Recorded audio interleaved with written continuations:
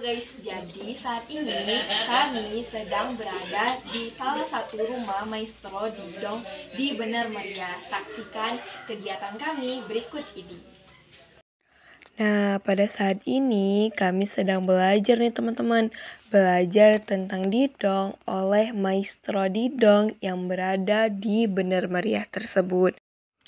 Tidak hanya dapat penjelasan tentang makna didong, sejarah-sejarah didong, tetapi kami mendapatkan tampilan langsung dari maestro tersebut, syair-syair yang telah dibuat oleh maestro tersebut.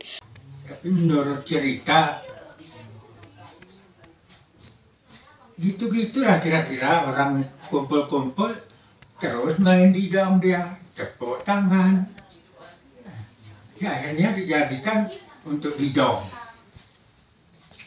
Tapi asal-usul yang aslinya aku pun enggak itu sebenarnya.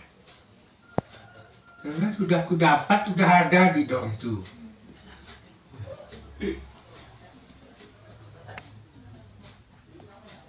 Jelas lebih kurang.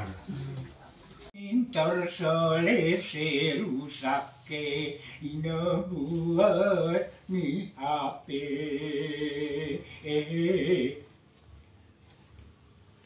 Salah tekan tuh gambar setan terus nampak di sana.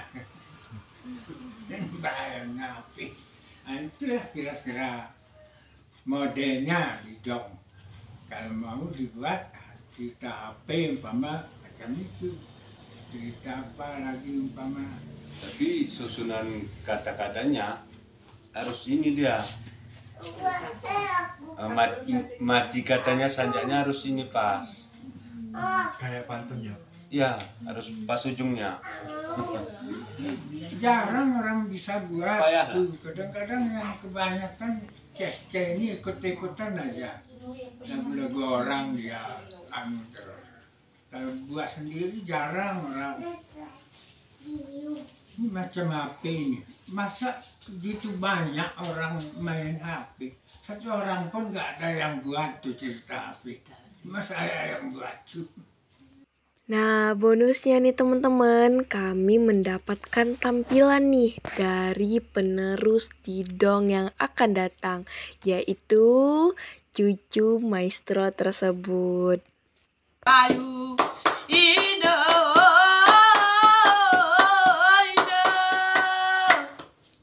Indo,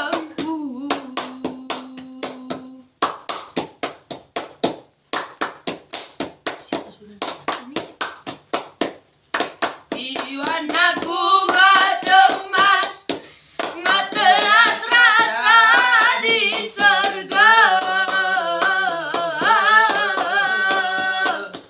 Mutamahi sini dede, enggaramu ilmu, jasa dinekin aku. Sonet timur aku belas. Dari tampilan tersebut dapat disimpulkan bahwa didong bermakna berdakwah sambil berdendam. Didong masih dilestarikan sampai sekarang, meskipun dulunya sempat ada konflik, tetapi didong masih dilestarikan sampai sekarang, bahkan sampai ke anak cucu. Sekian, terima kasih.